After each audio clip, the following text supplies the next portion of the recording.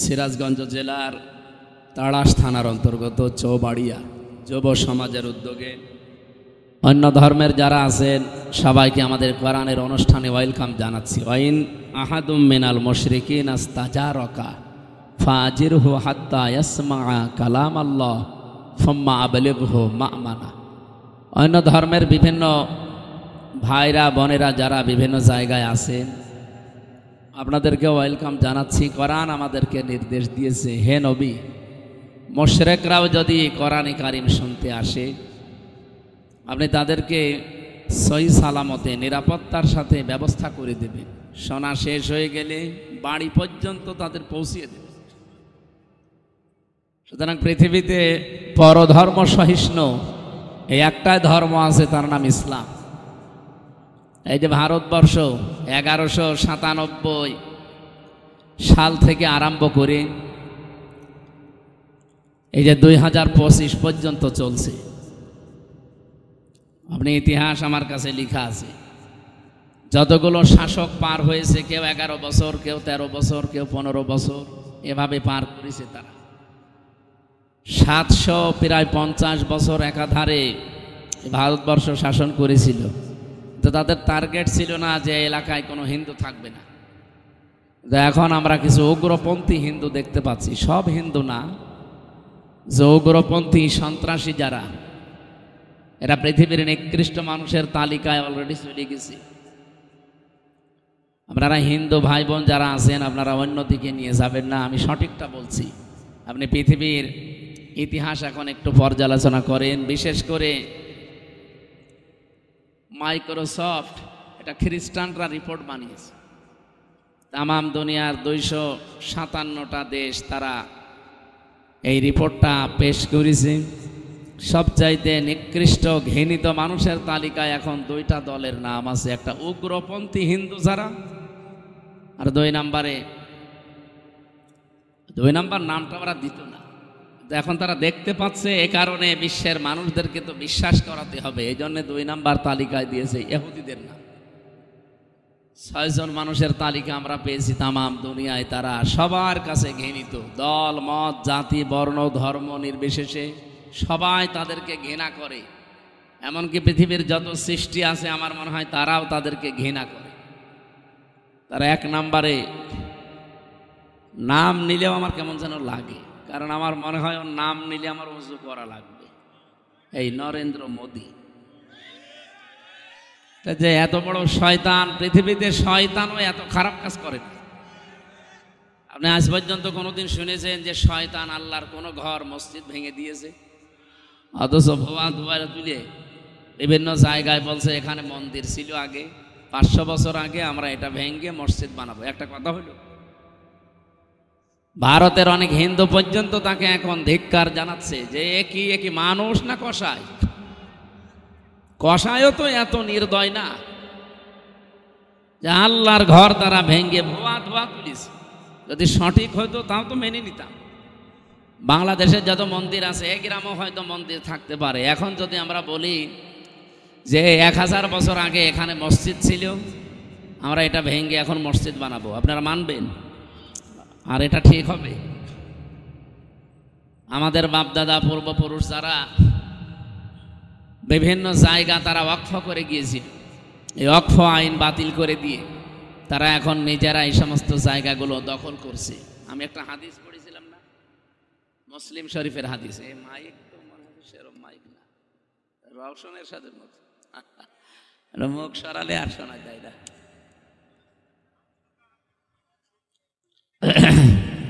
এত কাছে নিলে তো গলায় চাপ পড়বে। বাতাসও তো সেরকম আসে না, গা ঘেমে গেলে তো সমস্যা হয়ে যাবে।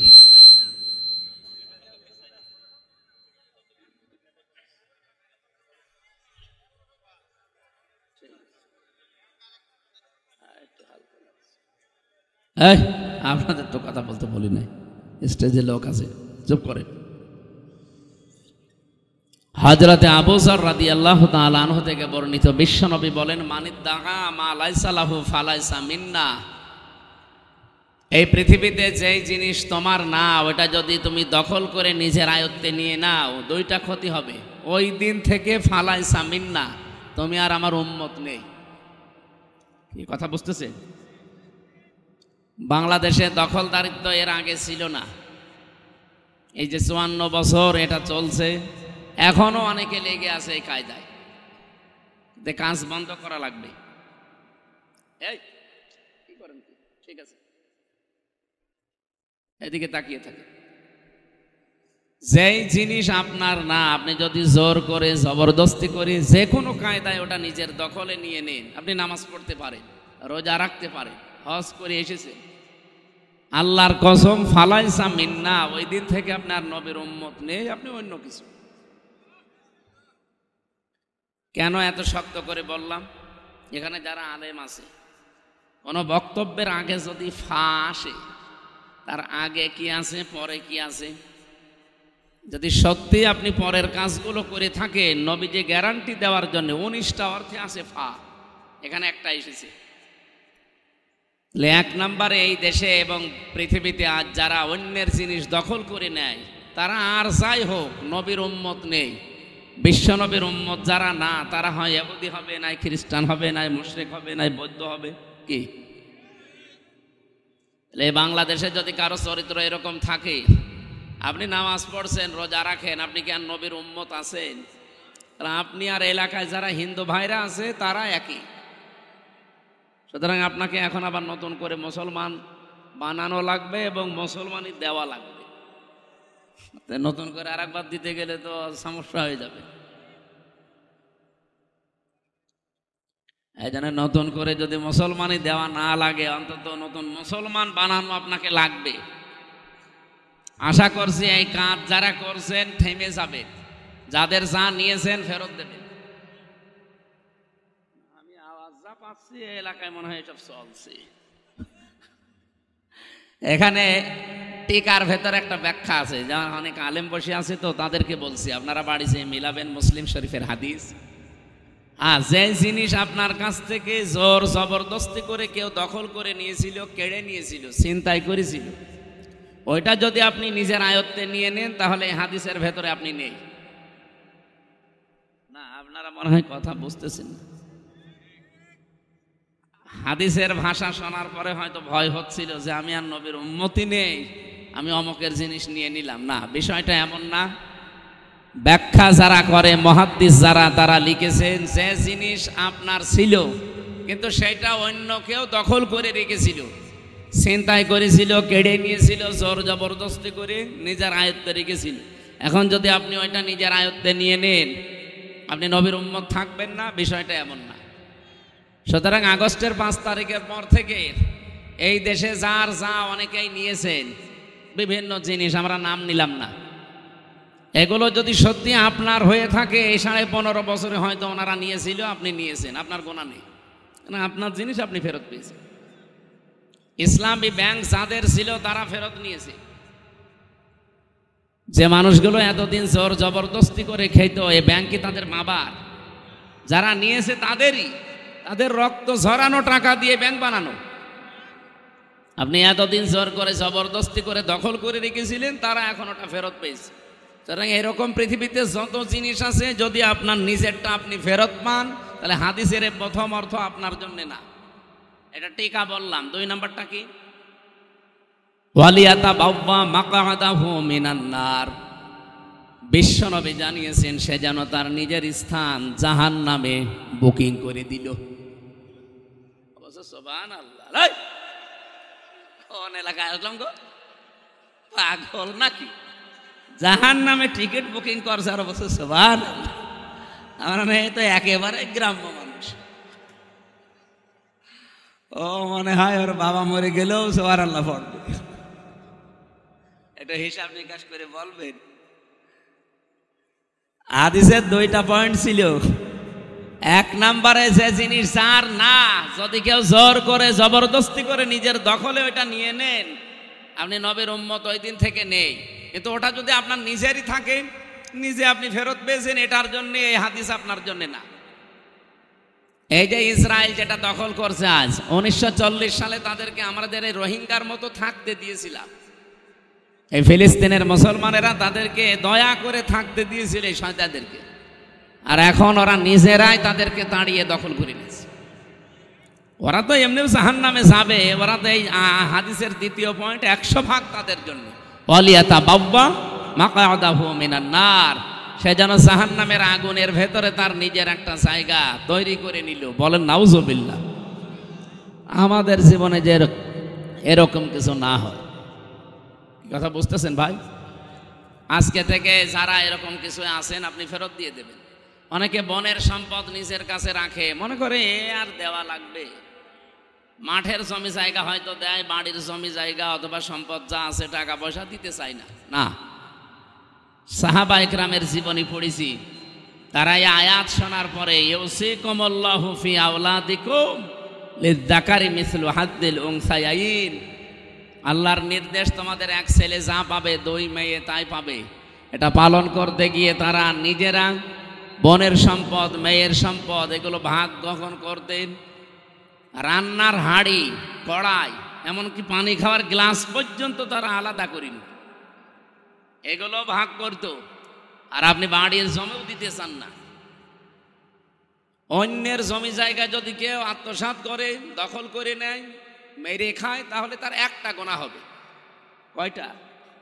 বলেন বলেন। জুলুমের গুনাহ। কিন্তু কেউ যদি নিজের বোনের জমি ফাঁকি দেয়, ভাইয়ের জমি ফাঁকি দেয়, ফুফুকে না দেয়, চাচাকে মেরে দেয়, ওর ডবল গুনাহ হবে। একটা হচ্ছে জুলুমের গুনাহ, আর একটা আত্মীয়তার সম্পর্ক ছিন্ন করার গুনাহ। এই দুই গুনাহ বাংলাদেশে চলছে না। ওটা তো আপনার আয়ত্তে থাকার কথা না, বোনেরটা আপনি নিজের নামে নিয়ে চালিয়ে দিয়েছেন। মানে অনেকে মনে করে আমার ছেলে মেয়ে, আমার স্ত্রী পুত্র এদেরকে সুখে রাখার জন্য আমি এগুলো করছি। আরে ভাই, আপনি তো পাগলও না, জাতের মাতাল না, তালেও মাতাল না। আপনি এখনই মরে গেলে আপনার ছেলে মেয়ে এই যে অবৈধ সম্পদ যা রেখে গেলেন, এগুলো তো অবৈধ। অন্যের সম্পদ নিজে যে মেরে খাওয়া, এটা অবৈধ না? অনেকে মনে করে বোনেরটা তো এ মনে হয় অবৈধ না। কে বলিস আপনাকে? এটা আরো ডবল অবৈধ। এভাবে যারা রেখে যাচ্ছেন কি হবে বলেন তো? বাস্তবতা, আপনি মরে যাবেন, আপনার ছেলে, আপনার বউ, আপনার মেয়ে এই টাকা পয়সাগুলো এমন এমন জায়গায় ব্যয় করবে। একদিকে তো মেরে খাওয়ার গোনা আপনার আমল নামায়, আর ওরা আর একটা গোনা করবে, ওইটা ফেলাক্সি লোড হয়ে আপনার কবরে যাবে। তাহলে ডবল শাস্তি আপনার জন্য না? একটা গোনা শাস্তি কয়টা? সূরা ফুরকানের ভেতরে তিনটা পাপের কথা আল্লাহ উল্লেখ করে জানিয়েছেন। এই তিনটা পাপ যদি দুনিয়ায় কেউ করে, তার শাস্তি হবে দুনিয়া আর আখিরাত মিলে ডবল। পৃথিবীর প্রতিটি পাপের শাস্তি হয় একটা, আর ওই তিনটা পাপের শাস্তি হবে ডবল। ওয়াল্লাযীনা লা ইয়াদউনা মা'আল্লাহি ইলাহান আখার ওয়ালা ইয়াকতুলুনান নাফসাল্লাতী হারামাল্লাহু ইল্লা বিল হাক্কি ওয়ালা ইয়াজনুন ইলা আখির আয়াত। সূরা ফুরকান 68 নম্বর আয়াতে আছে, 19 নম্বর পারার 4 নম্বর পৃষ্ঠার 15 নম্বর লাইনে আছে। আল্লাহ পাক বলেন, দুনিয়াতে যারা আমি আল্লাহ বাদে অন্য কাউকে ডাকে তাদের শাস্তি ডবল হবে। এখন যদি বলেন অন্যান্য ধর্মের যারা, তাদের কাছে হয়তো এটা পৌঁছায়নি, এজন্য না বুঝে ডাকে না। ইসলামের আওয়াজ যদি কারো কাছে নাও পৌঁছায়, তার বিবেক তো আছে। তার বিবেকের ওপরে তার কিয়ামতে প্রশ্ন করা হবে, তার হিসাব হবে, বিচার হবে বিবেকের ওপরে। একটুখানি চিন্তা করলেই তো হাতে বানানো জিনিসের মর্যাদা আপনি নিজেও বুঝতে পারেন। নিজে বানালাম, নিজে বানিয়ে যদি রাখেন, দেখবেন কুকুরে পোশাক করলেও নিজেকে বাঁচাতে পারে না। নিজেকে যে নিজেই বাঁচাতে পারে না কুত্তার পোশাক থেকে, আমি বিপদে পড়লে সে বাঁচাবে। এই জন্য আমি হিন্দু ভাইদের ভেতরে বহু শিক্ষিত যারা মার্জিত, এদেরকে আমি দেখেছি। কিছুদিন আগে এক কলেজের অধ্যাপক, বিসিএস ক্যাডার, ওনারে বললাম, স্যার আপনার এই মুসলমান হওয়ার দরকার। আমাদের ধর্মে জোর জবরদস্তি নেই, বাড়াবাড়ি নেই। হ্যাঁ, আমাদের ধর্মে যদি জবরদস্তি থাকতো আপনাকে আমরা পিটিয়ে মুসলমান বানিয়ে ফেলতাম। কারণ আমরা এদেশে 92 ভাগ, আর আপনারা মাত্র 8 ভাগ। তাও 8 ভাগও না, অন্যান্য জাতি আছে না আরো। সেই হিসাবে হিন্দুরা খুব বেশি হলো 4 ভাগ হবে, আর ওই 2 ভাগ হয়তো খ্রিস্টান আছে, ইহুদি আছে, বৌদ্ধ আছে, আরো বিভিন্ন জাতি আছে। সব মিলে আপনাদের অবস্থান এই দেশে যা, পিটিয়ে হলেও মুসলমান বানিয়ে ফেলতাম, কিন্তু আমাদের ধর্মেই তো এটা নেই। কি কথা বলেন না কেন? আমাদের ধর্মে এটা আছে নেই। আপনাকে আমাদের ধর্মীয় গ্রন্থ কোরআনে কারিম পড়ার জন্য আমি একটু, আপনি বাংলায় পড়েন, ইংরেজিতে পড়েন, শুধু পড়বেন, একটু বুঝে বুঝে পড়বেন। আরে আশ্চর্য তো! কোন দিকে তাকান আপনি? এদিকে তাকান। 3 মাস পড়ার পরে দেখে উনি তো জ্ঞানী মানুষ, মুসলমান হয়ে গেছে। এই জন্যে যারা অন্তত একটু জ্ঞান হালকা পাতলা যাদের আছে তাদেরকে বলছি, আমরা জোর করি না ভাই, আমাদের ধর্মে জোর জবরদস্তি নেই। কিন্তু পৃথিবীর বিভিন্ন ধর্মীয় গ্রন্থ আমরা জানি যে মানুষ পড়ে, আমাদের এটাও পড়ে। মাত্র 3 মাস পড়েন, একটু বুঝে শুনে পড়েন, দেখবেন আপনার জীবন পরিবর্তন হতে বাধ্য, যদি আপনার একটু মন থাকে। এই লরেন বুথ টনি বেলোয়ারের এক শালিকা ছিল, ওই ইরানের তেহরান বিমানবন্দরে নামার পরে এক মুসলমানকে বলেছিল যে আমি মুসলমান হব না, কিন্তু আমি ইসলাম জানতে চাই। কি পড়লে ইসলাম জানা যায় অথেন্টিক ভাবে, আপনি সেইটা আমারে দিন। উনি কোরআন শরীফ দিয়েছিল, কোরআনের বাংলা অনুবাদ, ইংরেজি অনুবাদ এগুলো দিয়েছে। যেহেতু এই দেশে এসে না, ইংরেজি অনুবাদ দিয়েছিল, আর ইরানে যে ভাষা চলে ওই ভাষার কোরআনের অনুবাদগুলো দিয়েছে, আর সিয়াসিদ্দা হাদিসের অনুবাদগুলো দিয়ে বলছে আপনি পড়বেন, পুরাটা পড়ার পরে অথেন্টিক ইসলাম পেয়ে যাবেন। এখন আমার প্রশ্ন, এই এলাকায় হিন্দু নেই? হিন্দু যদি এখন এসে এই স্যারকে জিজ্ঞাসা করে যে আপনি তো মুসলমান, আমি কিন্তু মুসলমান হব না, আমি ইসলাম জানতে চাই, কি পড়লে অথেন্টিক ইসলাম জানা যাবে সেইটা আমারে আপনি দেন, উনি কি দেবে বলেন? দেখলেন, এই একজন আলেম আছে শুধু বলছে কোরআন শরীফ, আর বাকিগুলোর মুখে কথা নেই। আমরা অনেকে ভয়ে ভয়ে আছে, হিন্দু মানুষ কোরআন শরীফ পড়বে? আরে কোরআন কি আপনার বাবার নাকি? হাদা বায়ানুল লিন্নাস হুদাল লিন্নাস। পৃথিবীতে মানুষ যারা, তাদের জন্য আল্লাহর এই কিতাব। এই কথা বলেন না কেন? আর যে যেইভাবে যতটুকু এখান থেকে নেবে সে ততটুকু উপকার পাবে। আজ আমেরিকা উপকার পেয়েছে কেন? কারণ কোরআনে ওরা পুরাটা মানে না, যতটুকু মানে ততটুকু উপকার পায়। সূরা নেসার 34 নম্বর আয়াতটা ওরা নিয়েছে হালকা, পুরাটা না। আর রিজালু কাওয়ামুনা আলান নিসা, এই পৃথিবীতে পুরুষ মানুষ হবে নেতা, আর মেয়েরা হবে তাদের আজ্ঞাবহ। এই আয়াতের পক্ষে একটা হাদিস আছে। পারস্যের রাজা ইন্তেকালের পর সেখানে কাইসার নামে যেই লোকটা যখন দুনিয়া থেকে বিদায় নেয়, তখন তার মেয়েকে তারা ওই দেশের লোকরা শাসনভার ক্ষমতা তুলে দিয়েছে। নবীজির কাছে এটা এসে সাহাবা ইকরাম বললেন যে এই ঘটনা। বিশ্বনবী তখন বললেন, লা ইউফলিহা কওমুন আল্লাহু আমরাহুম ইমরাতুন, বুখারী শরীফের হাদিস। ওই জাতি কখনো সফল হচ্ছে না, হবে না। ইউফলিহার আগে লান আছে, মোজারের আগে লান আসলে অর্থ হয় কখনোই হবে না। বর্তমান, ভবিষ্যৎ, প্রেজেন্ট, ফিউচার দুইটা কাল দিয়েছেন। নবীজির গ্যারান্টি মিথ্যা হবে? বিশ্বনবী বলেন কখনো ওই জাতি সফল হচ্ছে না, হবে না, যেই জাতি তার নেতৃত্বের ভার কোনো মহিলার উপরে তুলে দিয়েছে।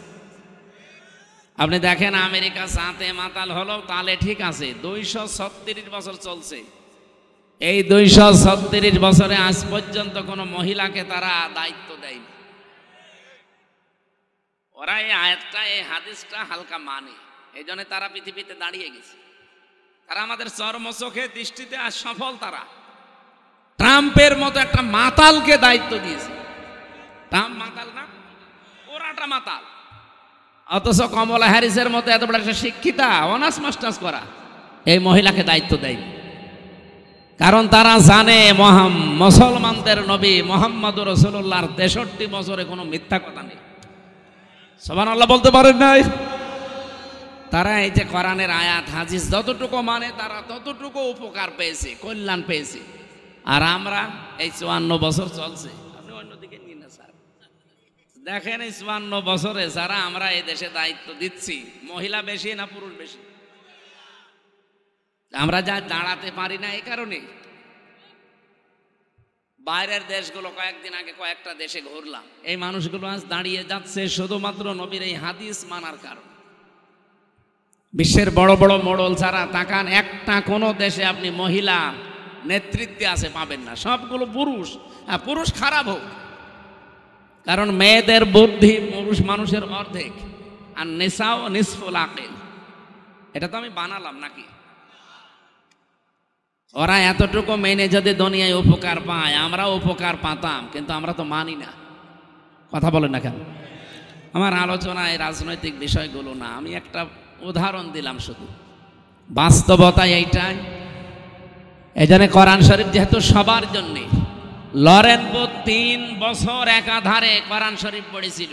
প্রশ্ন এখানে হয়তো স্যার, বাংলা শিক্ষিত মানুষ, বিভিন্ন আলেমরা এরকম প্রশ্ন করে, তাহলে কোরআন শরীফ হিন্দুর হাতে তুলে দেব, অজু আছে? কোরআন শরীফ অজু করে ধরা লাগবে, যেটা আরবি টু আরবি বাদ দিয়ে বাকি সবগুলো আছে, তাফসির লেখা আছে, ব্যাখ্যা আছে, বিশ্লেষণ করা আছে। এটা যে অজু করে ধরা লাগবে এমন কোন হাদিস, কোরআনের আয়াত কোন জায়গায় পেয়েছে? ইন্নাহু লাকুরআনুন কারীমুন ফি কিতাবিম মাকনুন লা ইয়ামাসসুহু ইল্লাল মুতাহহারুন।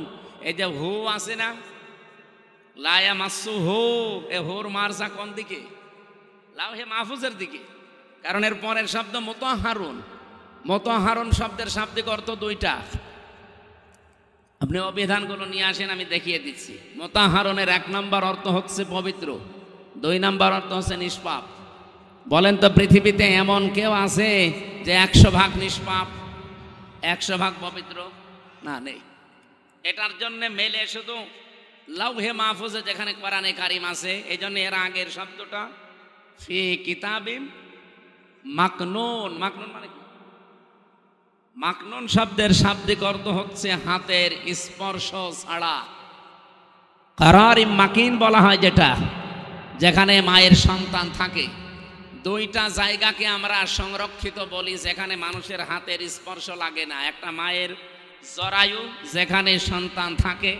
২ নম্বরে লাউহে মাহফুজ, যেখানে কোরআন আছে। কোরআন যেহেতু আল্লাহ এখানে ইন্নাহু লাকুরআনুন কারীম দিয়ে শুরু করলেন, সেখানে মায়ের জরায়ু হওয়া সম্ভব না। সম্ভব? লাউহে মাহফুজ। এই জন্য আয়াতের সিরিয়াল দেখেছেন, উসুলে তাফসিরের মূল নীতি আছে 15টা।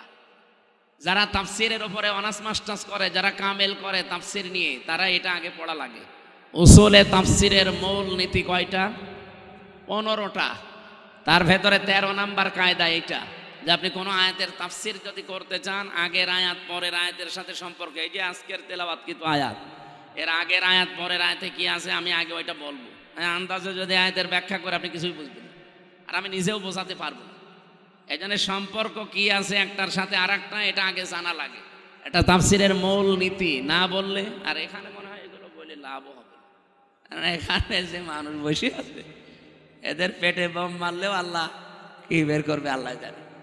তারপরও যেহেতু স্যারের মতো অনেক শিক্ষিত মানুষ আছে, আমি তাদের জন্য এই পয়েন্টটা বললাম। তাফসির করার মূল কিছু নীতি আছে, উসুলে তাফসির বলা হয়।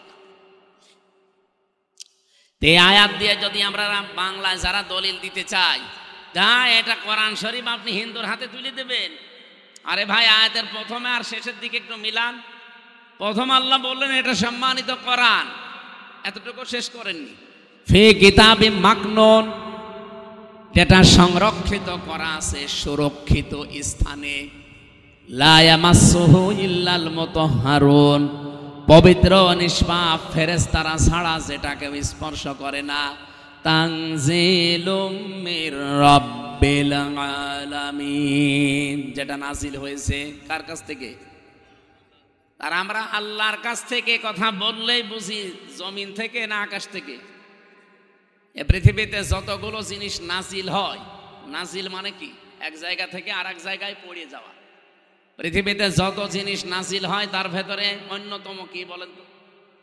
কোরআন শরীফ। কোরআন শরীফ কেউ কি বলে যে কোরআন নিচ থেকে উঠেছে? কে বলে? নাজিল হয়েছে। কি বলে?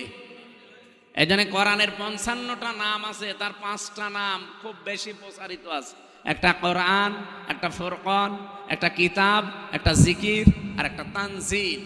কি বললাম? তানজিল মানে কি? নাজিল হওয়া। এই জন্য যেই জিনিস নাজিল হয় আমরা জানি সেটা এই মাটি থেকে হয় না, সেটা কোথা থেকে হয়? আকাশ থেকে। আর একটা জিনিস নাজিল হয়, তার নাম কি? লোহা। লোহা কিন্তু দুনিয়ায় তৈরি হয় না, কারণ লোহা তৈরি হওয়ার জন্য যে পাওয়ার দরকার ওই পাওয়ার পৃথিবীর কোনো শক্তির ভেতরে নেই, এটা আকাশে আছে। এই জন্য লোহা আল্লাহ তৈরি করে নাজিল করে। সুবহানাল্লাহ বলতে পারেন নাই? 3 নম্বরে নাজিল হয় আর একটা জিনিস, কি নাম? বৃষ্টি। পৃথিবীতে বৃষ্টি কি তৈরি হয় না নাজিল হয়? আল্লাহ নাজিল করেন। এরকম 7টা জিনিস আছে আল্লাহ নিজে যেগুলো নাজিল করেন। তাহলে এখানে আগের আয়াত পরের আয়াতের সাথে একটু যদি আমরা রিলেটেড সম্পর্কটা দেখি যে না, এই আয়াতগুলো, এই কোরআনের এই কথাগুলো আল্লাহ দুনিয়ার জন্য না, এটা দিয়েছে লাউহে মাহফুজের ওই কোরআন, যেখানে ফেরেশতারা ছাড়া কেউ স্পর্শ করে না। আর একদিকে ফেরেশতারা নিষ্পাপ আর একদিকে পবিত্র। এখানে কোনো সন্দেহ আছে?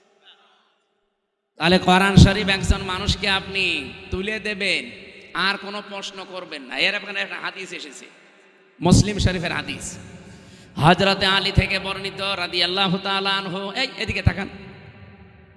নবীজি টয়লেট থেকে বের হয়ে আসলেন। এই গল্প করেন মানে? আমি কি আর কি মারছি? বাইরে যেতে এখনই গিবত করবেন যে কি বললো বুঝলাম না, এক কথা বারবার রিপিট করছি তো এই কারণে। ওনাকে গোশত খেতে দিয়েছে, সিদ্ধ গোশত। নবীজি গোশত খাওয়ার জন্য পাত্রটা হাতে নিলেন, মুখে দিলেন। সাহাবী বললেন, হে নবী আপনি ওযু করবেন না? ভালো করে শুনুন, এটা বাংলায় বলছি, আরবিতে আছে, বাংলাটা বলছি। বিশ্বনবী ওই দিন জানিয়েছেন, সাহাবী, আল্লাহ পাক আমাকে শুধুমাত্র নামাজ পড়ার আগে ছাড়া পৃথিবীর কোনো কাজ করার আগে ওযু করতে নির্দেশ দেয়নি। এখন আপনি বলেন, নামাজ পড়ার আগে ওযু করতে নির্দেশ দিয়েছেন কে? কোথায় আছে? কোরআনে কারিমের সূরা মায়েদার 7 নম্বর আয়াতে পাবেন, ইয়া আইয়ুহাল্লাযীনা আমানু ইযা কুমতুম ইলাস সালাতি ফাগসিলু ওয়ুজুহাকুম ওয়া আইদিয়াকুম ইলাল মারাফিক ইলা আখিরিহ। ইমানদারেরা যখন নিয়ত করো যে নামাজে দাঁড়াবো তখন কি করো? ওযু করো। বলেন বলেন। এখানে ওযুর কয়েকটা ফরজ দেওয়া আছে, 4টা। আমার যেহেতু এইটা উদ্দেশ্য না, আমি বোঝালাম যে পৃথিবীতে শুধুমাত্র ওযু করা লাগবে, মাস্ট বি। কিসের আগে? আরো জোরে। আর নামাজের আগে যদি ওযুর ব্যবস্থা না থাকে বা এমন কোনো অসুখ আপনার পানি ধরলে রোগটা বেড়ে যায়, ওই অবস্থায় যদি মাসের পরে মাস, বছরের পরে বছর চলে যায়, তারপরও আপনাকে ওযু করার দরকার নেই, তাইমম করেই নামাজ হবে। হবে না? তাইমমের ব্যবস্থাও নেই। এমন একটা জায়গায় আছে যে তাইমম করবেন, তাইমম করার জন্য যে জিনিসগুলো লাগে, পবিত্র মাটি জ্বালিয়ে, এগুলো একটাও নেই। এমন এমন জায়গায় আপনি আছেন যেখানে এগুলোর একটাও পাওয়া যাচ্ছে না। কি করবেন? মাটিও নেই, পানিও নেই, নামাজ তো ফরজ পড়তেই হবে। এত গুরুত্বপূর্ণ বিধান এটা। আমি 1 সেকেন্ডে বলি, কোন মহিলার যদি সন্তান পৃথিবীতে আসার সময় হয়, নবীজি বলেন যদি সন্তানের মাথা দেখা যাচ্ছে, নামাজের সময় হয়ে গেছে, তোলার ভেতরে এই সন্তানের মাথাটা বিছিয়ে দাও, ওই মহিলাকে বলো যে নামাজ পড়ো। আপনি টের পাচ্ছেন কি বললাম? ডেলিভারির সময় যে কষ্টটা, বিজ্ঞান এখন দেখাতে পাচ্ছে কম্পিউটার দিয়ে কষ্ট মাপার একটা স্কেল আছে। পৃথিবীর প্রতিটি জিনিস যেমন মাপ দেওয়ার জন্য আলাদা আলাদা যন্ত্র আছে। এখানে ডাক্তার না, ওনারে যদি বলে আমার জ্বর মেপে দেন, থার্মোমিটার দেবে। যদি বলি এই স্টেজ মেপে দেন, থার্মোমিটার দিয়ে মাপবে। এটার জন্য আলাদা যন্ত্র আছে না, ফিতা লাগবে, গজ লাগবে। পৃথিবীর প্রতিটি জিনিস পরিমাপ করার জন্য আলাদা আলাদা যন্ত্র আছে, আর আলাদা আলাদা নাম আছে। এখন যে আপনি কষ্ট মাপবেন কি দিয়ে? দাড়ি পাল্লা দিয়ে। কি দিয়ে? স্কেল দিয়ে। এটার জন্য আলাদা একটা যন্ত্র আছে। কম্পিউটারের ভেতরে আমি দেখেছি কষ্ট পরিমাপ করার যন্ত্র। পৃথিবীর যত শক্তিশালী মানুষ হোক, ৪৫ ইউনিটের বেশি কষ্ট দিলে মানুষটা মরে যাবে, সে যাই হোক পুরুষের ভেতরে। কিন্তু মেয়েদের আলাদা কিছু সেল আল্লাহ দিয়েছেন। এই যে সেলগুলো, এখন যেহেতু কথাটা মনে এসেছে এই জন্য বলছি, সেল মানুষের শরীরে ২ কোটির উপরে আছে। এই সেলগুলো যদি আপনি সতেজ রাখতে চান, যদি শক্তিশালী করতে চান, পৃথিবীতে একটাই বিধান আল্লাহ দিয়েছেন, তার নাম অটোফেসি। আমরা যেটাকে সিয়াম বলি, রোজা। বিজ্ঞান এটা নিয়ে, এই যে ইউশনারি ওসামি নামে এক বিজ্ঞানী, একে তো নোবেল পর্যন্ত ২০১৭ সালে পেয়েছি। একে তার খেলা করতে নোবেল দেয়নি। এই শরীরের উপরে গবেষণা চালিয়ে দেখে ২ কোটির উপরে কোষ পাওয়া যাচ্ছে আমাদের শরীরে। কয় কোটি? এর বাইরে এই যে 11.5 মাস 12 মাস আমরা যারা রোজা রাখি না, খালি খেয়েই যায়। এই অতিরিক্ত খাবার পরে এই কোষগুলো আরো কিছু বৃদ্ধি হতে থাকে, যেগুলোর কোনো কাজ নেই। আর পৃথিবীর যে কোনো বৃদ্ধি হওয়া জিনিস যারা বাড়ে বেশি, তাদের দ্বারা উপকারের চাইতে ক্ষতি হয় বেশি। বাংলাদেশে যারা বেড়েছিল বেশি, আমাদের হাইব্রিড নেতা বলে জানি, এদের দ্বারা ক্ষতি হয়। কিন্তু আসল নেতার দ্বারা কিন্তু অত ক্ষতি হয় না। ক্ষতি হয় সব চাইতে বেশি কাদের দ্বারা? বাড়ে বেশি। ফসলে আপনি সার দিয়েও ফসল হয় না, আর আগাছা সার দেওয়া লাগে, 14 বার করে কেটে তারপরে দেখা যাচ্ছে ও ফসলের উপরে চলে যাচ্ছে। আমাদের যে ২ কোটি কোষ, এটা আমাদের শরীরকে সুস্থ রাখার জন্যে, সবল রাখার জন্য। বাকি কোষগুলোর কাজ কি? ওগুলো যখন বৃদ্ধি পায় তখন আসল কোষ যেগুলো দুর্বল হয়ে যায়।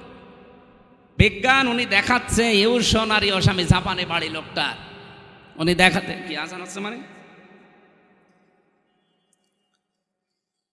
ওরে আল্লাহ, আমার তো সময়ের দিকে খেয়াল নেই দেখছি। এই তথ্যটা বলবো না শেষ করে দেব? এটা তো বলা দরকার। আমি 8টা পর্যন্ত সময় নিয়েছিলাম, তো 8টা তো বাঁচতে বেশি সময় নেই। আর একটু থাকবেন না, এখানে নামাজ পড়ে যাবেন ভাইরা। যেহেতু মসজিদ এখনো হয়নি, আপনাদের মসজিদ হচ্ছে, আর এলাকায় অন্য ধর্মের মানুষরা বেশি, আপনারা এখানে নামাজ পড়ে যাবেন। আমি খুব তাড়াতাড়ি করছি ইনশাল্লাহ। এই যে দেখলেন, এই ছেলে,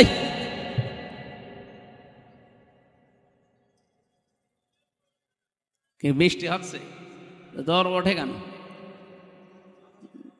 মুয়াজ্জিন, এত মুয়াজ্জিন এলাকায় যান, মুয়াজ্জিন যারা সে আজান দেন, বাকিগুলো যেন না ভাই। আমরা আয়াতটা অন্তত শেষ করি, খালি এই তথ্যটা বলার পরে চলে যাচ্ছি। উনি জানিয়েছেন অতিরিক্ত এই কোষগুলোকে যদি দুর্বল করতে হয়, তাহলে কমপক্ষে 30 দিন, বছরে 30 দিন 14 থেকে 15 ঘন্টা আপনি না খেয়ে থাকতে হবে একাধারে। পৃথিবীর কোন ধর্মে এটা আছে দেখি? 4,500 ধর্মীয় গ্রন্থ এই পৃথিবীতে এখন আছে, উল্লেখযোগ্য আছে 27টা। এই 27টাকে তিনি এক জায়গায় করে করে মিলিয়েছিলেন যে কোনটা এই তথ্য পাওয়া যায়। সর্বশেষ পেয়েছেন মুসলমানদের ধর্মীয় গ্রন্থ কোরআনে কারিম, সূরা বাকারার 183-84 নাম্বার আয়াতে। আল্লাহ পাক 1500 বছর আগে অটোফেসির তথ্য দিয়েছেন, ওয়াং তাসুমু খায়রুল লাকুম ইন কুনতুম তা'লামুন। তোমরা যদি রোজা রাখো, এটার দ্বারা তোমাদেরই ভালো হবে। কি ভালো হবে, উপকার হবে, সেখানে এরকম পয়েন্টগুলো দেওয়া আছে। তার ভেতরে এইটা একটা। অতিরিক্ত এই কোষগুলো আস্তে আস্তে যখন আপনার শরীর থেকে দুর্বল হয়ে যাবে, আসল কোষগুলো তখন শক্তিশালী হবে।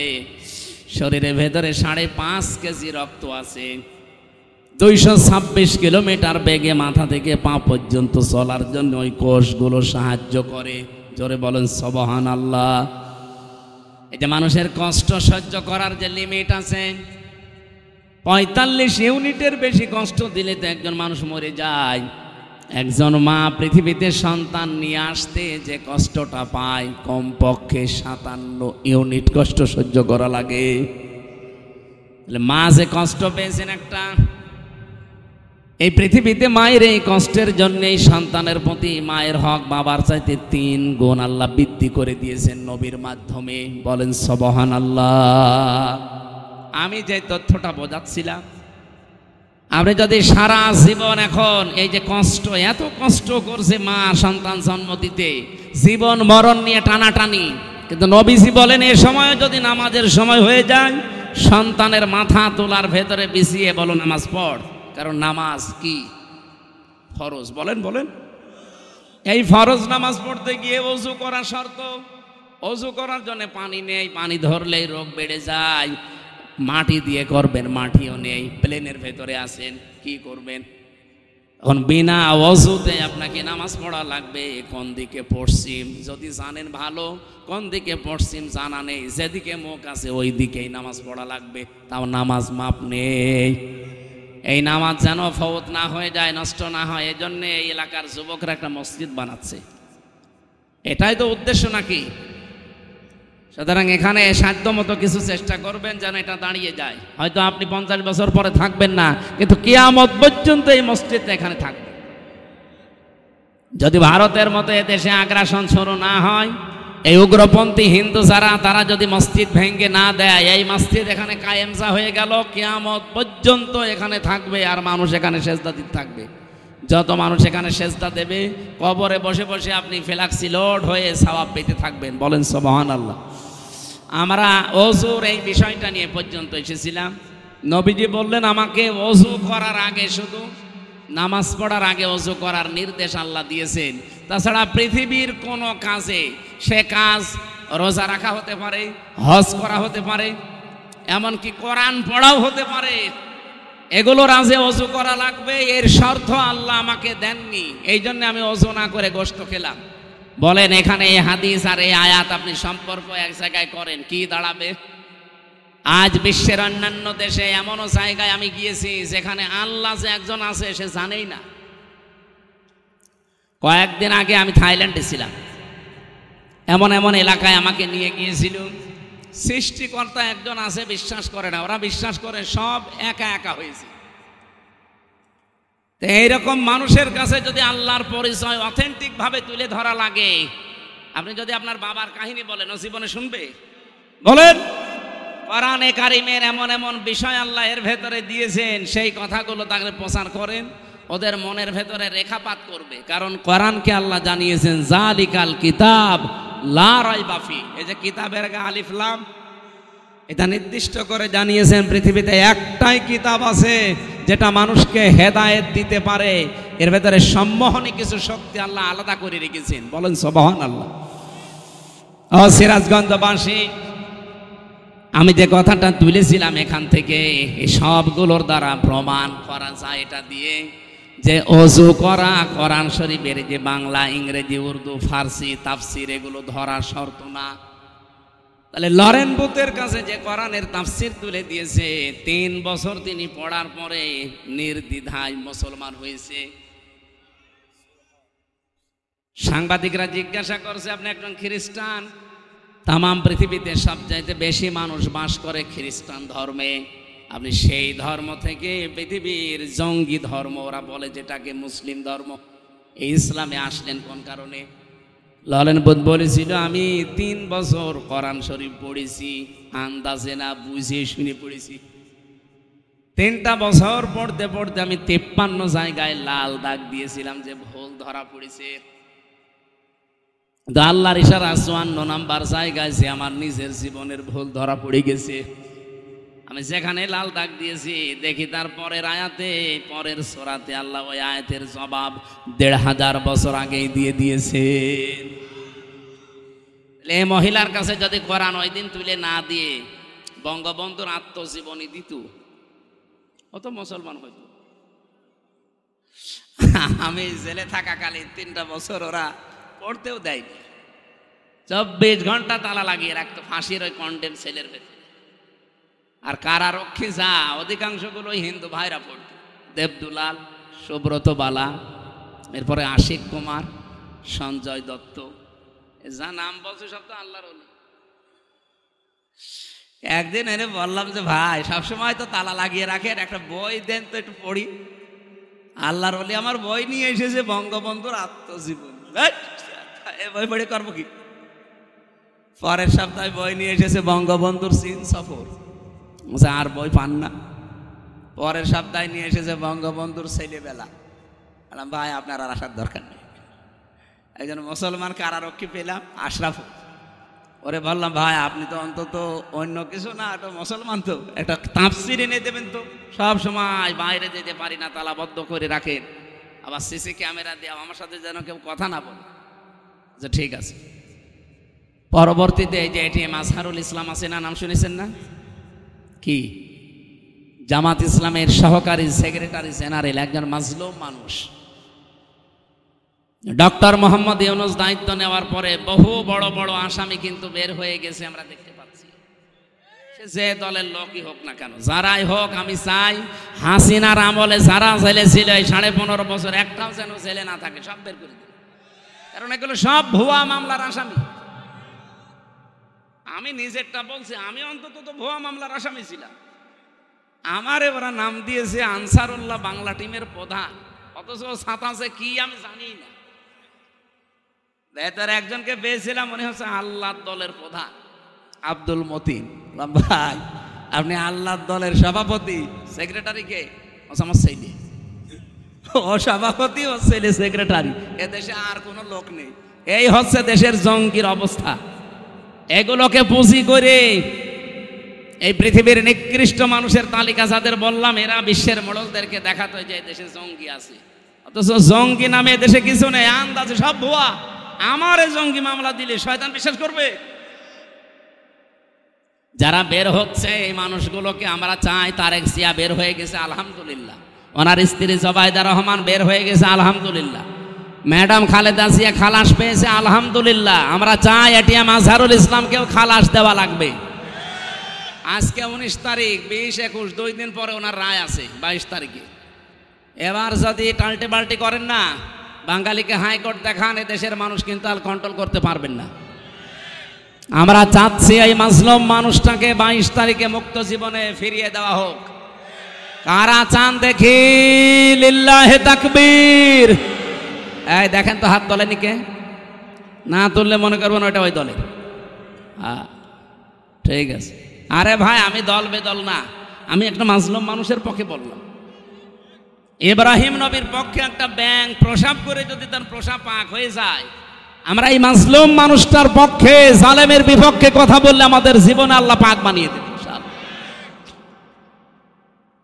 ওনারে বললাম যে আপনি এটিএম আজহারুল ইসলামের বলবেন যে আমির হামজা বই চেয়েছে, তাফসির চেয়েছে, দেখবেন দেবে।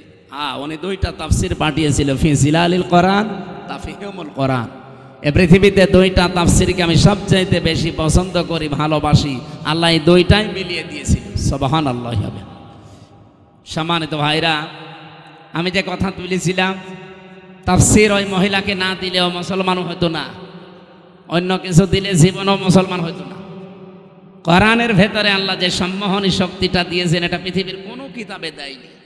আছে না? নেই। কারণ অন্যান্য কিতাবের কাছে গেলে আপনি আরো গোমরা হবেন। আপনি এখন ইনজিলের কাছে যান, আসলে ইনজিল নেই, এই জন্য ইনজিল পড়লে আপনি আরো খারাপ হবেন। তাওরাতের কাছে যান, তাওরাত আসলটা নেই, ওটার কাছে গেলে আপনি আরো খারাপ হবেন। শুধুমাত্র এইটার যেহেতু কোনো পরিবর্তন হয়নি, আর কিয়ামত পর্যন্ত হওয়ার সম্ভাবনা, সুতরাং এইটার কাছে সবাইকে আসার আহ্বান জানাচ্ছি। আজকে বাংলার জামাত ইসলামী কুষ্টিয়া জেলা শাখার ওলামা বিভাগের উদ্যোগে প্রায় 650 আলেম এক জায়গায় হয়েছিল। ডক্টর খলিলুর রহমান মাদানী হাফিজাহুল্লাহ উনি এসেছিলেন। সবাইকে আহ্বান জানিয়েছে যে বাংলাদেশে যারা আমরা কথা বলি, অন্তত 8-10 মিনিট যেন কোরআন শিক্ষার গুরুত্ব কি, কোরআনের আশার গুরুত্ব কি, এটা আমরা জানাই। আমি সেটার জন্য টাচ দিলাম। দল মত নেই, কোরআন শরীফ শুধু মুসলমানদের জন্য না ভাই, সবার জন্য। এজন্য যারা আছেন, আরবি টু আরবি যদি বাদ দেন, শুধু তাফসিরের কাছে আসেন, এটা পড়েন, দেখেন আপনার জীবন পরিচ্ছন্ন হতে বাধ্য যদি আপনার শুধু একটু মন থাকে। গিরিশচন্দ্র সেনের মন ছিল না, ও তাফসির লেখার পরও হেদায়েত পায়নি। তা আপনার যদি একটু হালকা মন থাকে, যশোরের অধ্যাপকের মতো, আপনি 3 মাসের ভেতরে দেখবেন এই পৃথিবীর শান্তির ধর্ম মুসলমান, ইসলাম এর ভেতরে চলে আসবে। আল্লাহ সেই কোরআনে কারিম থেকে 6666টি আয়াত, এটা প্রসিদ্ধ, 6236টা আয়াত, এটা বিশুদ্ধ। আমরা মাত্র একটা আয়াত পড়েছি, সূরা আহকাফ আয়াত নাম্বার 14, 15, দুইটা আয়াত পড়েছি। এই দুইটা আয়াত সামনে নিয়ে তাফসীর আকারে কিছু কথা বলতে চাচ্ছি, যেহেতু অনুষ্ঠান আর একটা আছে তো। আর এখানে 8টা পর্যন্ত সময় নিয়েছিলাম, আমি গুরুত্ব বোঝাতে যে সময়টা ক্ষেপণ হয়ে গেছে। আপনারা আর একটু থাকবেন না? আউযু বিল্লাহি মিনাশ শাইতানির রাজিম। বিসমিল্লাহির রহমানির রহিম। ইন্নাল্লাযীনা ক্বালু রাব্বুনাল্লাহু সুম্মা ইসতাকামু ফালা খাউফুন আলাইহিম ওয়ালা হুম ইয়াহজানুন। সাদাকাল্লাহুল আযীম। আহকাফ একটা পাহাড়ের নাম। কিসের নাম? আল্লাহ পাক এখান থেকে মাত্র একটা আয়াত, 14 নম্বর আয়াতটা আপনাদের সামনে পড়েছি। ইন্নাল্লাযীনা ক্বালু, নিশ্চয় যারা এ কথা বলে, শুধু বলে না, বলেছে অতীতে, এখনো যারা বলছে রব্বুনাল্লাহ, আমাদের রব আল্লাহ। এ কথাটা যারা বলতে পারবে যে আমাদের রব আল্লাহ, আর কাউকে আমরা রব হিসাবে মানি না, শুধু বলেই শেষ করে দেয় না, সুম্মা ইসতাকামু, এর উপরে দাঁড়িয়ে যায়, ইস্তেকামাত পয়দা করে, দৃঢ়তা নিয়ে আসে এই শব্দের উপরে। ফালা খাউফুন আলাইহিম ওয়ালা হুম ইয়াহজানুন। আল্লাহ পাক বলেন তাদের কোনো ভয়ও নেই, কোনো চিন্তাও নেই। বলেন সুবহানাল্লাহ। উলাইকা আসহাবুল জান্নাহ, এই মানুষগুলো জান্নাতের অধিবাসী। খালিদিনা ফিহা, চিরকাল সেখানে তারা থাকবে। জাযাম বিমা কানু ইয়ামালুন, তারা যে কাজ কারবার দুনিয়ায় করেছে তাদের পুরস্কার আমার আল্লাহ এটা দেবেন। এবার বাংলা অর্থের পরে আমরা তাফসিরে যাচ্ছি। এই যে বিমা কানু ইয়ামালুন, আপনি যা করেছেন তার পুরস্কার আল্লাহ দেবেন। কি করেছিলেন? এর আগে আল্লাহ যে দুইটা শব্দে আমাদেরকে কিছু কাজের নির্দেশ দিলেন, যে যারা বলে আমাদের রব আল্লাহ, এর উপর টিকে থাকে। রব শব্দের ব্যাখ্যায় আমি যতগুলো বিষয় তাফসীরের ভেতরে পড়েছি, রবের প্রথম অর্থ সৃষ্টিকর্তা। রব মানে কি? আমাকে সৃষ্টি করতে পারে শুধুমাত্র কে? পৃথিবীর অনেক ধর্মের কথা বললাম না, প্রায় 4500 ধর্ম। অন্যান্য ধর্মে তারা অন্যান্য বিষয়কে সৃষ্টিকর্তা মানে। এই যে হিন্দু ধর্মের যারা 12 মাসে 13 পূজা করে, 33 কোটি ওদের দেবতা, ওরা অন্যান্য এমন এমন নাম দিয়ে তাদেরকে ওরা সৃষ্টিকর্তা মনে করে। বিভিন্ন জিনিস মনে করে এগুলো এই এই বানিয়েছে, এগুলো এই বানিয়েছে। ওরা নাম দিয়েছে সরস্বতী, নাম দিয়েছে দুর্গা। এক একটার এক এক ক্ষমতা। কেউ ব্যবসায় বরকত দেয়, কেউ লেখাপড়ায় বরকত দেয়, কেউ ফসলে বরকত দেয়। এক একটার নাম এক একটা দিয়েছে, যে এগুলো তারা সৃষ্টিকর্তা, সৃষ্টি করেছে। আমরা জানা রব বলে আল্লাহকে বিশ্বাস করি। এই পৃথিবীতে 210 কোটি এখন আমরা মুসলিম। আমাদের সবার বিশ্বাস আমাদের সৃষ্টিকর্তাকে। আমি নাম নিয়ে যেতে ঘৃণা করে এই জন্য নামটা নিচ্ছি না। পালিয়ে গেছে যিনি, উনি কিন্তু বলেছিল ফসলে বরকত দিয়েছে, মা দুর্গা গজে চড়ে এসেছে। এ কথা বললে আপনার রবকে রব মানা হয়? হয় না। কারণ সৃষ্টি তো দুর্গা করতে পারে না। আপনি ফসলের মাঝে দুর্গাকে বসিয়ে রেখেন, ফসল সহ দুর্গা চুরি হয়ে যাবে। আমাকে বেশি বলছে, আপনি রেখে দেখেন। এমনিতে রব মানে সৃষ্টিকর্তা নয়। এটা প্রথম 5টার ভেতরে প্রথম এটা। আল্লাহ পাক বলেন ইকরা বিসমি রাব্বিকাল্লাযী খালাক।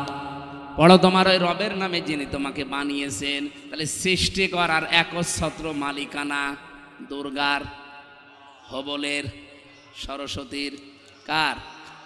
এটা আমরা বিশ্বাস করি। তো পৃথিবীর কিচ্ছু কেউ সৃষ্টি করতে পারে না, শুধু ওটা রিফাইন করতে পারে, একটার সাথে মিলিয়ে আরেকটা বানাতে পারে। কিন্তু আসল চিনি বানিয়েছেন সর্বপ্রথম তিনি কে? এই যে মডেল ছাড়া চিনি বানান, এই জন্য তাকে সৃষ্টিকর্তা বলা হয়। হযরত ইব্রাহিম আলাইহিস সালাম এই শিরিক থেকে জাতিকে মুক্ত করার জন্য যে ঘোষণাটা দিয়েছিলেন শব্দের মাধ্যমে, ওইটা এইটা, ইন্নী ওয়াজ্জাহতু ওয়াজহিয়া লিল্লাযী ফাতারাস সামাওয়াতি ওয়াল আরদা হানিফা। তিনি বলেছিলেন আমার এই চেহারা আমি ঘুরিয়ে দিলাম ওই রবের দিকে। কোন রব? যিনি আসমান আর জমিনের উদ্ভাবক। এই যে ফাতারা মানে যিনি আসমান আর জমিন দেখে দেখে বানাননি, কোন রকমের মডেল ছাড়া, আকৃতি ছাড়া, নিজের জ্ঞানে বানিয়েছেন। এইটার নাম সৃষ্টিকর্তা। আমি একটা জিনিস দেখে আর একটা জিনিস এটা বানালাম, এটার নাম কিন্তু ফাতারা না, এটার নাম খলাকা না, তার আলাদা আরবি আছে। কিন্তু কেউ যদি কোনো আকৃতি ছাড়া, কোনো মডেল ছাড়া একটা জিনিসকে তৈরি করে, যেমন আমার আল্লাহ পৃথিবীর সব কিছুকে আলাদা আলাদা বানিয়েছেন, একটা দেখে আর একটা, বলেন বলেন, আমাদেরকেও আল্লাহ ঠিক ওইভাবে একটার সাথে আর একটা জীবনও মিলবে না। আপনি মনে করছেন না হামজার এই যে অধ্যাপক সাহেবের চেহারা মনে হচ্ছে একই? কে বলেছে? কিয়ামত পর্যন্ত এই পৃথিবীতে হামজার সাথে আর কোনো মানুষের চেহারা মিলছে না, মিলবেও না। যে কোনো লাইনে একটা খোদ আল্লাহ ধরিয়ে দেবে।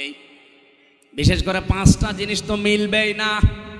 আমার এই হাতের আঙ্গুলের ছাপ, এখানে 153টা রেখা আছে। আজ পর্যন্ত কারো এই রেখাগুলো একটার সাথে আর একটা মেলে না। কিয়ামতের আগে কারোর সাথে কারো মিলবে না। যদি মেলে তাহলে জমি জায়গা সব জাল দলিল হয়ে যাবে। 2 নম্বরে কণ্ঠের স্বর। এই যে আমার কণ্ঠের যে স্বর বের হচ্ছে, এক একটা কথা তৈরি হতে কমপক্ষে 27টা স্তর পার করছে আমার এই কণ্ঠ। প্রত্যেকের ঠিক এইভাবেই ওই 1 থেকে 26 পর্যন্ত হয়তো ঠিক থাকবে। বিজ্ঞান জানিয়েছে 27 নাম্বার জায়গায় যখন কথাটা বের হবে তখন সিস্টেমটা আল্লাহ আলাদা করে স্বর বানিয়ে দেবে। এই জন্য কারো কণ্ঠের সাথে কারো কণ্ঠ মিলছে না। যদি মিলেছে তো বলেন তো, এখন আমি এ রব্বানী সাহেবের বাড়িতে যেয়ে যদি সালাম দিতাম, ওনার কণ্ঠ আমার কণ্ঠ যদি এক হয়ে যেত, ম্যাডাম দরজা খুলে দিত, বাবা শাহজালাল, সব হালাল হয়ে যেত। 3 নম্বরে মেলে না এই যে চোখ। এর ভেতরে 5টা জিনিস আছে। লেন্স আছে, লেন্স আছে, কর্নিয়া আছে, মনি আছে, ইকুয়াল আছে, ডিপ ইকুয়াল। এই 6টা জিনিস আজ পর্যন্ত পৃথিবীতে কারো মেলে নাই, কিয়ামতের আগে মেলার সম্ভাবনা নেই। 4 নম্বরে মানুষের এই চামড়া, 9768 প্রকার চামড়া আমাদের 3.5 হাত বডিতে আল্লাহ দিয়েছেন। এটা আশ্চর্যের বিষয়, পৃথিবীতে আজ পর্যন্ত কোনো চামড়ার সাথে মিলবে না। যদিও মনে হচ্ছে স্যারের চামড়ার আমার সাথে মিল আছে, কেটে যাক, ওনার চামড়া এসে লাগিয়ে দেন, পছন্দ হবে, ভালো হবে না। ওই যে ডাক্তার আছে, আমার চামড়া ভালো করতে হলে আমার কোন চামড়া কেটে লাগিয়ে দেন, ভালো হয়ে যাবে। আল্লাহ বোঝাতে চাই বান্দা 9768 প্রকার চামড়া, এর সাথে অধ্যাপকের মেলে না। আর কিয়ামতের দিন ও তোর বোঝা বহন করে নিয়ে যাবে, তোরেও বোঝায় আর তুই বুঝে ফেলিস ওইটা একটা ভণ্ড আর তুই একটা পাগল। সুতরাং কারো উপরে ভরসা করা যাবে? শুধু দুর্গার উপরে করা যায় না। কোন দুর্গার উপরে না, কোন দরগার উপরেও না। কি হিন্দুদের আছে দুর্গা, আর মুসলমানদের জিনিস একই, প্রায় খালি নাম পাল্টিয়েছে। সিস্টেম তো আপনারা এক বানিয়ে নিয়েছেন। কোন দুর্গা, কোন দরগা এ পৃথিবীর কোনো কিছু তৈরি করতে পারে না। সৃষ্টিকর্তা শুধুমাত্র কে? এজন্য কারো উপরে ভরসাও করা, আরো জোরে বলেন। আমি আর একটা জিনিসের নাম বলি নাই, 5টা জিনিস যে আল্লাহ দিয়েছেন মেলে না। কয়টা বললাম? 4টা বলেছি। একটা হাতের এই যে ছাপ, 2 নম্বরে কণ্ঠের স্বর, 3 নম্বরে চামড়া, 4 নম্বরে চোখ, আর একটা বাকি আছে কি? জহব্বা। এই যে জহব্বার ভেতরে যে স্বাদ নেওয়ার স্তর আছে, আস্বাদন স্তর বলা হয়। এক একটা জহব্বার ভেতরে কমপক্ষে আস্বাদন স্তর আছে 2 কোটি।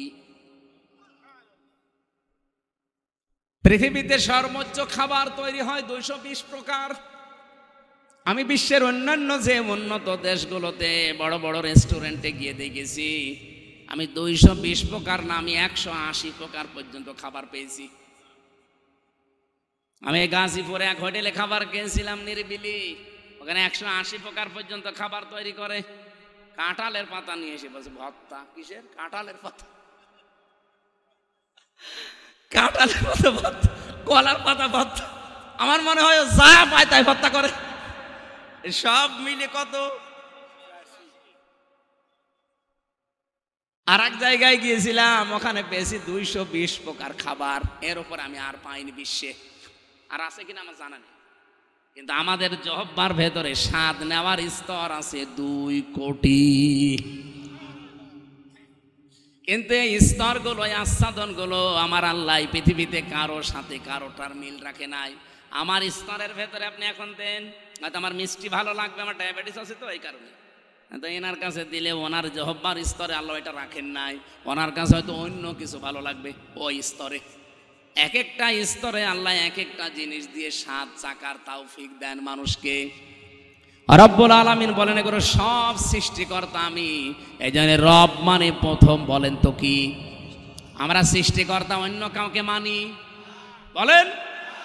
2 নম্বরে রব মানে আইনদাতা। এখানে আমার মনে হয় প্রশ্ন করলে শুধু স্যার আর কয়েকটা আলেম বাদ দিয়ে কেউ বলতেই পারবেন না যে আল্লাহর আইন কয়টা। কয়টা বলেন তো? 500। অথচ এখানে 92% মুসলমান এই দেশে আমরা বাস করি, আল্লাহর একটা আইনও এখানে চলে না। আর কিছু আংশিক আছে, মনে করি ওইটা ইসলাম। এই যে নামাজ, এই যে রোজা আছে, এই যে পর্দা করে, কিছু মানুষ মনে করে ইসলাম হয়ে গেছে। অথচ আল্লাহর আইনের ভেতরে 500, তার ভেতরে অন্যতম একটা ইসলামী অর্থনীতি। এটা যে একটা ইবাদত, একটা আইন, আমরা অনেকে জানিও না, মানিও না। ইসলামী অর্থনীতি একটা ইবাদত না? বলেন বলেন। এটা কত বড় মারাত্মক অপরাধ আপনি জানেন? এই অর্থনীতি যদি আপনি না মেনে চলেন, কেউ যদি ইসলামী অর্থনীতি বাদ দিয়ে এই যে সুদ ভিত্তিক অর্থনীতি যেটা বাংলাদেশে চলছে, কেউ যদি ওইটা মেনে চলে আর ওইটা কায়েম করার চেষ্টা করে, সে যেন মায়ের সাথে জেনা করে। আজ বাংলাদেশে শুধু ইসলামী ব্যাংক ইসলামী নিয়মে চলবে কেন? যত ব্যাংক আছে এই দেশে, সোনালী, রূপালী, চৈতালি ব্যাংক আছে, ওইটাও হবে অগ্রণী। যত রকমের ব্যাংক এই দেশে আছে, প্রত্যেকটা ব্যাংক চলবে ইসলামী শরিয়া অনুযায়ী। ইসলামী শরিয়তের মূলনীতি কয়টা? ওটা তো আইন। কমপক্ষে আমি 28টা পেয়েছি। এই যে মোশারাকা, মোদারাবা, মোরাবাহা, বায়ে সালাম, বায়ে ইস্তেসনা, বায়ে মুআজ্জাল, বায়ে ওয়াহেদা, এরকম 28টা আমি পেয়েছি। যারা আরো বড় অর্থনীতিবিদ তারা তো আরো বেশি পাবে। আমার ছোট মাথায় যদি এত থাকে, স্যারের মতো বড় মাথা তো আরো বেশি থাকবে। অর্থনীতি যে ইবাদত আমরা জানিও না, মানিও না। এই জন্য সুদ ভিত্তিক অর্থনীতি জারি থাকার কারণে এই এলাকায় আছে কিনা আমি জানি না, যে টাকা ছেড়ে রাখে, টাকা আসে। 1000 টাকা দিয়ে রাখে, মাসে মাসে 1000 টাকায় 100 টাকা বেশি পায়। এমনকি এখানে অনেকে বসে আছে, টাকা ছেড়ে রেখেছে, ওয়াজ শুনি যে টাকা তুলবে। কারা এগুলো করছেন হাত তোলেন তো। আলহামদুলিল্লাহ, এলাকায় সুদ নেই, কালকে পেপারে দিয়ে দেবে, তারা আসে, সুদ নেই।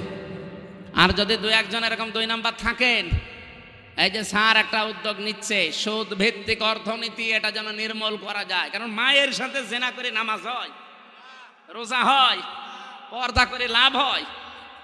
আপনি গা শিউরে ওঠার কথা না যে মায়ের সাথে জেনা করে আসলে লোকটা, বলেন নাউজুবিল্লাহ। ইসলামী অর্থনীতি কায়েম করা লাগবে, আর এটা তো ফেরেশতারা কায়েম করবে। আস্তে আস্তে শুরু করেন, ব্যক্তিগতভাবে, পারিবারিকভাবে, সামাজিকভাবে আমরা যদি প্রত্যেকের জায়গা থেকে আরম্ভ করি। কারণ রব মানে কি?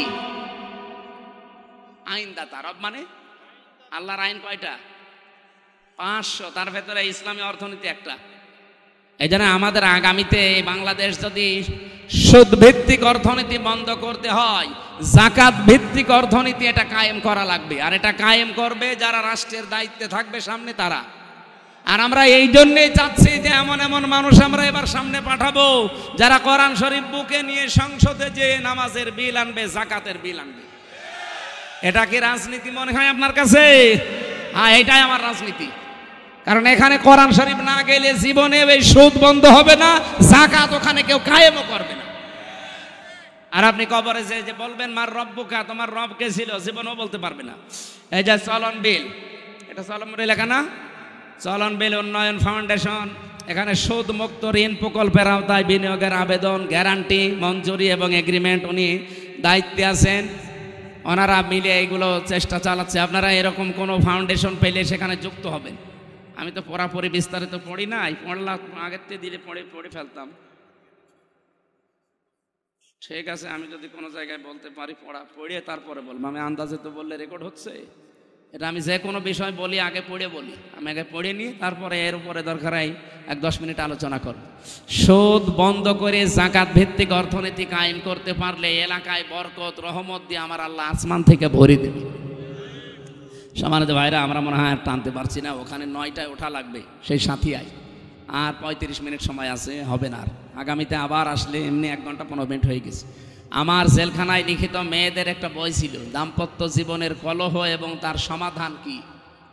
এটা এখানে আছে কিনা আমি জানি না, হ্যাঁ এটা কয়েকটা আছে। আপনাদের মেয়েদের জন্য, মাদের জন্য এটা নিয়ে যাবেন। আগামীতে কোনো জায়গায় আসলে মাহফিল একটা রাখবেন। ভাই, এই ডবল মাহফিল নিয়ে আমার টেনশন হয়ে যায়। এই বইটা যাওয়ার সময় নিয়ে যান, কাজে লাগবে ইনশাআল্লাহ। আল্লাহুম্মা আমিন। লা ইলাহা ইল্লা আনতা সুবহানাক ইন্নী কুনতু মিনাজ